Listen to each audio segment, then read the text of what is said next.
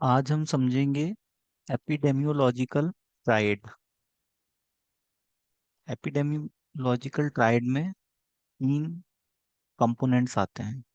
Agent, जिसको हम pathogen कहते हैं, होस्ट और एनवायरनमेंट।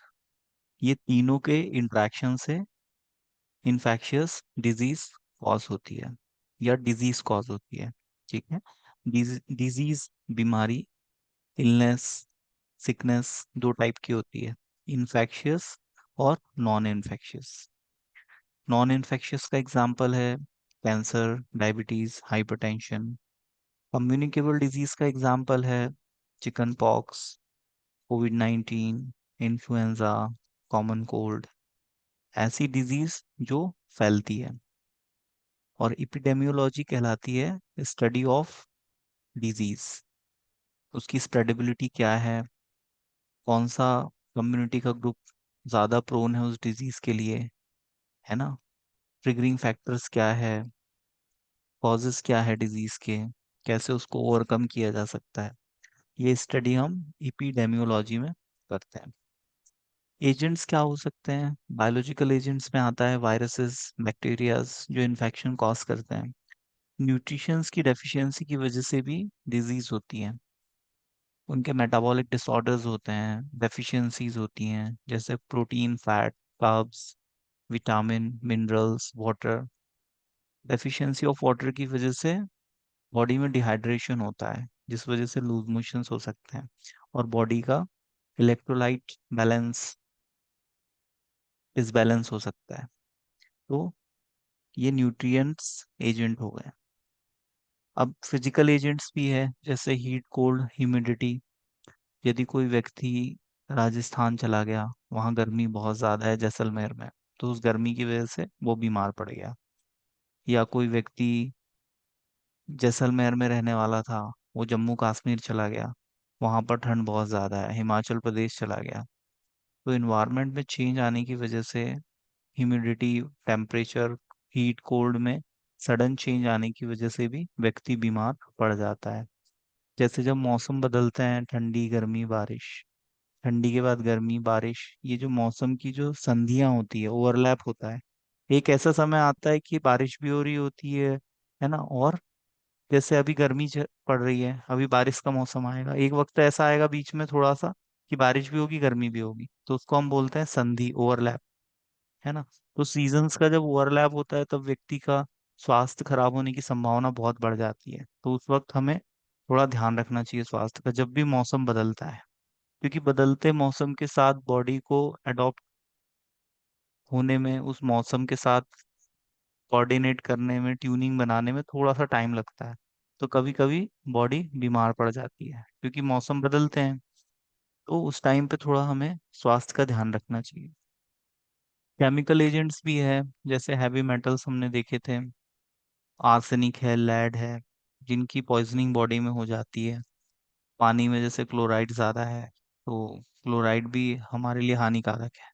वैसे तो क्लोरीन की गोलियां मिलाई जाती है पानी को साफ करने के लिए, लेकिन ज़्यादा हो जाए तो नुकसान पहुंचाती है। तो हैवी मेटल्स हुए, यूरिया हुई, बिलीरुबिन हुई, है ना। जैसे हमारे ब्लड में यदि यूरिया बढ़ जाएगा, तो यूरिक एसिड के क्रिस्टल्स बना लेगा।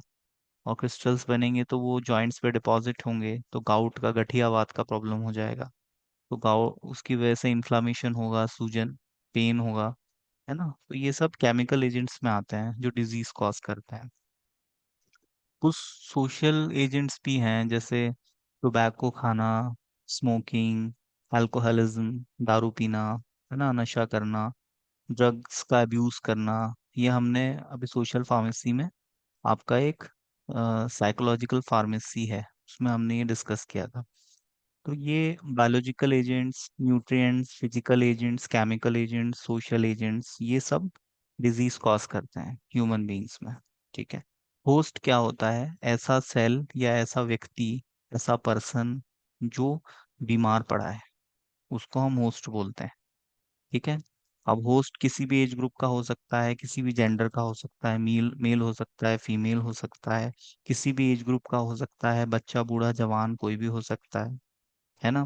तो उस पे भी बीमारी डिपेंड करती है। कुछ ऐसी डिजीजेज है जो मेल्स को ज्यादा होती है, कुछ ऐसी है जो फीमेल्स को ज्यादा होती है, कुछ बच्चों को ज्यादा होती है, कुछ जेरिएट्रिक पेशेंट्स मतलब बूढ़े एल्डरली पेशेंट्स को ज्यादा होती है, कुछ बीमारी युवाओं को ज्यादा होती है ना। तो बीमारी का एक पैटर्न होता है कि किस एज में आपको कौन सी बीमारी होगी। अब 20-25 साल के लड़के को तो आपने कभी हाइपरटेंशन का प्रॉब्लम देखा नहीं होगा, है ना। तो ऐसी कुछ बीमारियां हैं जो पर्टिकुलर एज ग्रुप को ही होती है, पर्टिकुलर जेंडर को ही होती है, पर्टिकुलर स्पीसीज को ही होती है, या कुछ बीमारियां जेनेटिक होती है, पीढ़ी दर पीढ़ी चली आती हैं, तो वो ट्रांसफर होती हैं। ठीक है, तो ये होता है होस्ट। नेक्स्ट आता है इन्वायरमेंट। इन्वायरमेंट से तो आप भली भांति परिचित हैं सभी। इन्वायरमेंट में क्या आता है ना। इन्वायरमेंट में आपके आसपास का जो भी वातावरण है, जैसे हवा है, पानी है ना, आपका खान पान रहन सहन, है ना, हाउसिंग फूड, ये सारी चीजें एनवायरनमेंट में आती है। तो इनसे भी मतलब इंटरेक्शन होता है हमारा। तो ये है एपिडेमियोलॉजिकल ट्राइड, जिसके कंपोनेंट हैं होस्ट, पैथोजन और इन्वायरमेंट। हमने ये वन बाय वन तीनों समझे हैं, होस्ट, पैथोजन और इन्वायरमेंट। अब हम देखते हैं कि डिसेबिलिटी क्या होती है। कुछ डिजीज ऐसी होती है जो टेम्परली और परमानेंट डिसेबिलिटी कॉज करती है। जैसे किसी व्यक्ति के बॉडी पार्ट में कैंसर हो गया, ट्यूमर, कार्सिनोमा का फॉर्मेशन हो गया, तो उसको सर्जरी के थ्रू काट के फेंकना पड़ेगा, तो उस वजह से डिसेबिलिटी आ सकती है ना।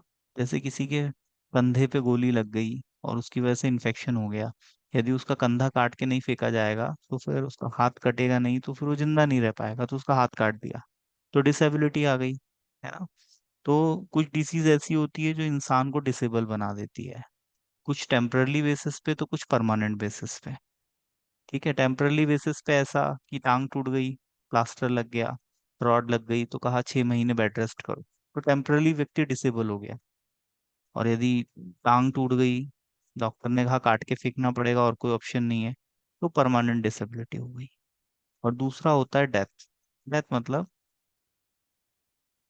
ऊपर चला गया। ठीक है, अब हम देखते हैं एंट्री कहाँ से होती है इन्फेक्शियस एजेंट्स की। ठीक है, तो रेस्पिरेटरी ट्रैक से होगी, क्योंकि ये हमारा एयरवे पैसेज है।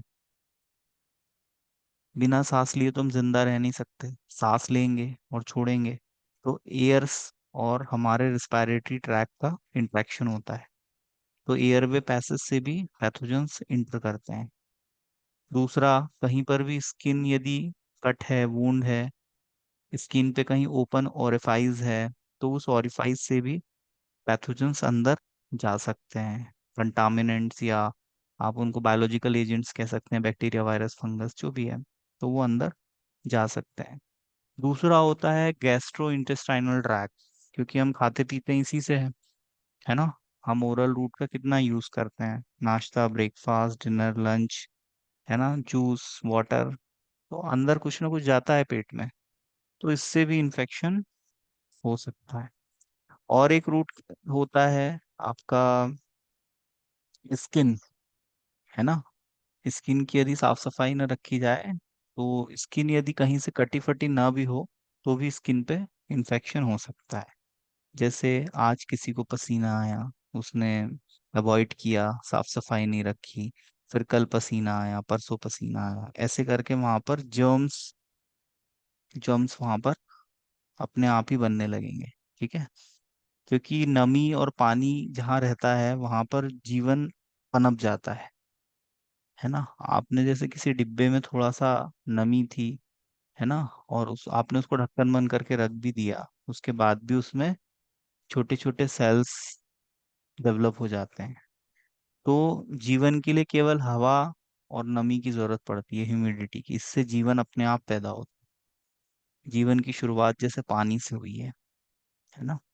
जैसे आपने कहीं भी पढ़ा होगा लिटरेचर में कि भाई लाइफ कहाँ से आई, तो पानी से आई। तो पानी बहुत जरूरी है, नमी, है ना, ह्यूमिडिटी, आर्द्रता, तो यहाँ से जीवन डेवलप होता है। अब हम देखते हैं कि बाहर कैसे निकलते हैं। हमारी बॉडी में यदि कोई पैथोजन है, कोई माइक्रोब्स हैं, तो वो बाहर किन किन रास्तों से निकल सकते हैं। एक तो वो ड्रॉपलेट्स के थ्रू निकल सकते हैं, रेस्पिरेटरी ट्रैक से जब हम स्नीजिंग करेंगे, कफिंग करेंगे तो वहां से वो बाहर आएंगे, और ड्रॉपलेट के फॉर्म में, और फीसेस, है ना, फीसेस के स्टूल के फॉर्म में, लेटरिन के थ्रू, यूरिन के थ्रू, और हमारे बॉडी सिक्रीशंस में हमारे पसीने के थ्रू, स्वेटिंग के थ्रू, है ना, ब्लड के थ्रू, है ना, सीमेन के थ्रू, या किस बॉडी का कोई भी सिक्रीशन है उसके थ्रू, तो ये बाहर आते हैं। जैसे HIV एड्स का जो वायरस है, वो जो सिक्रीशंस होते हैं, स्पर्म सीमेन होता है, उसमें वो प्रेजेंट होता है, और उसका जब एक्सचेंज होता है तो उससे, जिस व्यक्ति को है उससे दूसरे व्यक्ति को ट्रांसफर हो सकता है। ठीक है, तो ये इस तरह से बॉडी से एक्सक्रीट होते हैं। अब हम देखते हैं, और दूसरे कुछ रीजंस भी है, जैसे डायरेक्ट कांटेक्ट है ना, किसी की कोई बिलोंगिंग्स हैं हम उनको यूज कर रहे हैं, कोई पर्सनल चीज है जैसे टॉवेल है ना, खाने पीने के बर्तन हैं, तो इनसे भी फैलता है ना। जैसे आपका STD हुआ, लेप्रोसी हमने देखा था, स्किन डिजीज, आई इन्फेक्शन, है ना, हमने किसी ऐसी चीज को हाथ लगाया जो कंटामिनेटेड थी, उन आंखों से हमने आईज को हाथ लगाया, तो आईज भी इन्फेक्टेड हो जाएंगी। और स्किन टू स्किन कांटेक्ट से भी होता है, आपकी किसी पर्टिकुलर स्पेसिफिक बॉडी पार्ट में ईचिंग हो रही थी, आपने वहां ईचिंग की, और उसके बाद आपने वही हाथ से कहीं और छू दिया, आपके फेस को छू दिया आपने, या आपके किसी और बॉडी पार्ट को आपने टच कर दिया, तो वहां पर भी फिर ईचिंग शुरू हो जाएगी। तो ये स्किन टू स्किन कांटेक्ट से होती है, या किसी के स्किन के किसी भी पार्ट में कोई इन्फेक्शन था, आपने उसको टच कर दिया, तो उससे स्किन टू स्किन टच से भी इन्फेक्शंस ट्रांसफर हो जाते हैं। सॉइल से हो जाते हैं, जैसे बच्चे मिट्टी में खेलते हैं, मिट्टी खाते हैं, है ना, मिट्टी में गए और प्रॉपर सफाई मेंटेन नहीं की, तो बच्चों में भी इन्फेक्शंस हो जाते हैं सॉइल की वजह से। कुछ कुछ माइक्रो ऑर्गेनिज्म सॉइल में भी प्रेजेंट रहते हैं। ठीक है, तो इस तरह से ये फैलते हैं। व्हीकल बॉर्न में हमने देखा था, फूड, वाटर, है ना, इनसे भी फैलते हैं। और क्या देखा था हमने, एयरबॉर्न देखे थे। एयरबॉर्न का एग्जांपल बताएगा कोई, एयरबॉर्न इन्फेक्शंस कौन से होते हैं? ट्यूबरकुलोसिस, इन्फ्लुएंजा, मीजल्स, लंग्स के इन्फेक्शन, है ना, लंग्स के जो इन्फेक्शन है वो एयरबॉर्न होते हैं। ठीक है, क्योंकि लंग्स हमारे और रिस्पायरेटरी ट्रैक एयर के इंट्रैक्शन में रहता है, तो एयरबॉर्न होते हैं, और व्हीकल बॉर्न होते हैं, फूड से होते हैं। तो ये डिफरेंट डिफरेंट इसके मोड ऑफ ट्रांसमिशन हैं, और इसके हमने पैथोजेंस देखे क्या होते हैं, है ना, और ये किस तरह से फैलते हैं, कैसे इन्फेक्शन कॉज करते हैं। टाइप्स ऑफ इन्फेक्शन तो हमने पहले ही पढ़ लिए थे, है ना, टाइप ऑफ इन्फेक्शन हम पहले पढ़ चुके हैं, है ना। आज हमने देखा होस्ट क्या होता है ना, और डिफरेंट टर्मिनोलॉजीज हम पढ़ चुके हैं एपिडेमियोलॉजी की। इंक्यूबेशन पीरियड क्या होता है, स्प्रेडेबिलिटी रेट, पेंडेमिक, एंडेमिक क्या होता है, ये सब हम डिस्कस कर चुके हैं। तो यहाँ पर आपका इपिडेमियोलॉजी कंप्लीट होता है। ठीक है, इसमें आपको कोई डाउट हो तो आप पूछ सकते हैं। कोई डाउट है किसी को? वैक्सीन्स भी मैं आपको पढ़ा चुका हूँ, जिसको हम इम्यूनाइजिंग एजेंट कहते हैं। वैक्सीन्स हमारे अंदर इम्यूनिटी को बूस्ट अप करती है। वैक्सीन्स के टाइप में आपसे डिस्कस कर चुका हूँ, DNA type of virus, DNA type of vaccine, है ना, RNA type vaccine, live attenuated vaccine, और इम्यूनाइजेशन प्रोग्राम, इम्यूनाइजेशन शेड्यूल मैंने आपको पढ़ाया था संडे, है ना। इम्यूनाइजेशन शेड्यूल आपने याद किए, प्रेग्नेंट वुमेन को कौन से वैक्सीन्स लगते हैं, और छोटे बच्चों को कौन से वैक्सीन्स लगते हैं, पढ़ा ये सब आपने? इम्यूनाइजेशन प्रोग्राम के बारे में बताइए। एट बर्थ कौन सा वैक्सीन लगता है? BCG। एट बर्थ और विद इन 1 ईयर। डोज होता है 0.05 ml। और कहाँ पर लगता है? Left upper arm. ओपीवी का वैक्सीन लगता है within 15 days. Hepatitis B लगता है। ओपीवी कैसे देते हैं? ओरल रूट से, टू ड्रॉप्स। पेंटावेलेंट वैक्सीन बताया था आपको मैंने। पेंटावेलेंट में क्या होता है? 5 वैक्सीन्स का कॉम्बिनेशन होता है ना। और कौन सा बताया था आपको? मीजल्स का बताया था। विटामिन ए के डोजेस देते हैं बच्चों को 6 मंथ्स के गैप में, है ना। टीटी का वैक्सीन देते हैं। टीटी रोटा का वायरस। वैक्सीन, हाँ, रोटा वायरस का। टीटी का वैक्सीन क्या करता है? हम्म।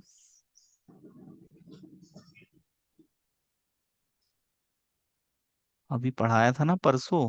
कल आपकी क्लास नहीं हो पाई, एग्जाम्स थे, प्रैक्टिकल एग्जाम्स आपके सीनियर्स के। टीटी का वैक्सीन आपको लगा होगा कभी ना कभी। क्यों सर लगा था? टिटनेस का होता है। हाँ, टिटनस, वही। क्यों लगा था टीटी आपको, बताओ। कभी बचपन में कील गड़ गई हो या लोहे से कोई चोट आई हो तो लगा है किसी को? Yes sir. Yes yes sir. Sir. Infection नहीं बढ़ना चाहिए इसलिए लगता है। हाँ, बिल्कुल सही कहा। यदि लगा हो तो सर 6 महीने प्रेग्नेंट तक। मेन को भी लगता है। तो मैंने आपको लेक्चर में संडे बताया तो था, प्रेग्नेंट वुमेन को लगता है टीटी का। फर्स्ट डोज लगता है और फिर सेकेंड डोज लगता है 4 सप्ताह बाद। ठीक है। संडे आपने लेक्चर अटेंड नहीं किया लगता है, नहीं थे ना आप? और सर विटामिन हम डी। यही बोल रहे हैं कि लगता है। हाँ, तो लगता है ना, लगता है प्रेग्नेंट वुमेन को। 2 डोज लगते हैं, एक डोज लगता है और उसके मतलब अर्ली थर्ड प्रेगनेंसी, मंथ और और फिफ्थ फिर मंथ में दूसरा लगता है। डोज लगता है उसका 3 मंथ। 4 सप्ताह बाद। ठीक है। विटामिन ए के कितने डोज लगते हैं? 9 डोज लगते हैं। फर्स्ट डोज कब लगता है? 6 मंथ में। बच्चा पैदा हुआ 6वें महीने में उसको 1 ml देंगे विटामिन ए। फिर उसके बाद हर 6 6 महीने के अंतराल में उसको 2 ml विटामिन ए का डोज देंगे। ठीक है।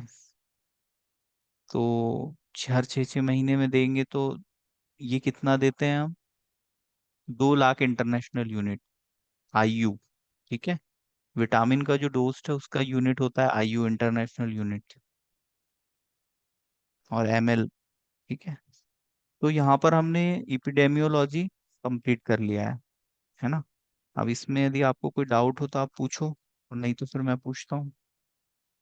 सर जो हमने प्रैक्टिकल्स किए लिखे थे उसमें विटामिन ए का डोज 1 लाख आईयू लिखा हुआ है और 9th मंथ से लेते हैं, ऐसा है उसमें, ऐसा रिटर्न है, तो उसको करेक्ट कर ले क्या?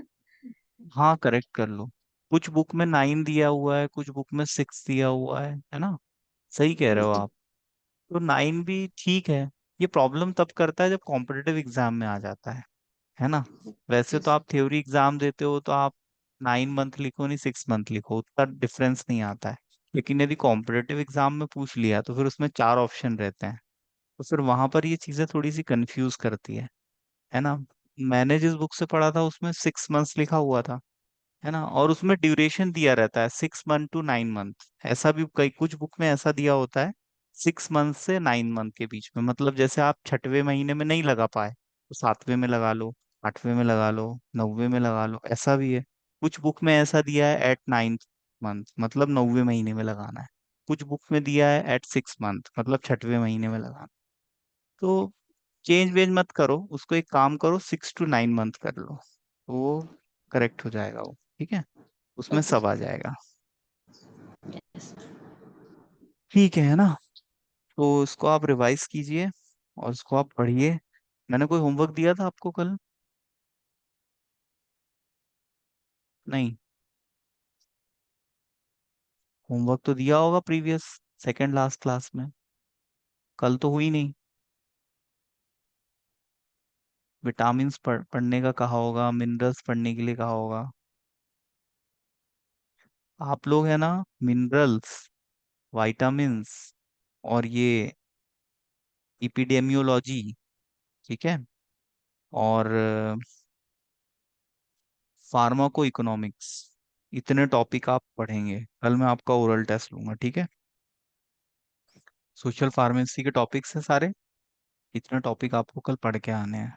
कल मैं इनका ओरल टेस्ट लूंगा और सबसे क्वेश्चन पूछूंगा, कोई नहीं बचेगा, है ना। आधा घंटे आपका ओरल टेस्ट होगा, सबको मैं 2-5 मिनट बोलने का मौका दूंगा। या तो मैं जो पूछूंगा वो बताना, नहीं तो आपने जो पढ़ा है वो बताना, ठीक है। पर बोलना सबको है। तो सभी लोग आज पढ़ाई करेंगे। कल का भी आपको समय मिला, कल प्रैक्टिकल्स की वजह से क्लासेस नहीं हो पाई आपकी, है ना। तो कल का भी समय था, आज तो क्लास हुई। कल जो होगा वो ओरल टेस्ट, ठीक है, आधा घंटे का। उसके बाद में फिर आपको HIV एड्स के बारे में पढ़ाऊंगा। वैसे तो आप सब जानते हो, पर आपकी चूंकि सिलेबस में है तो एक बार रिफ्रेश कर लेंगे, है ना।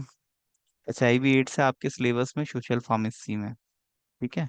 ये भी एक इन्फेक्शियस डिजीज है, इसको हम कल डिस्कस करेंगे, है ना।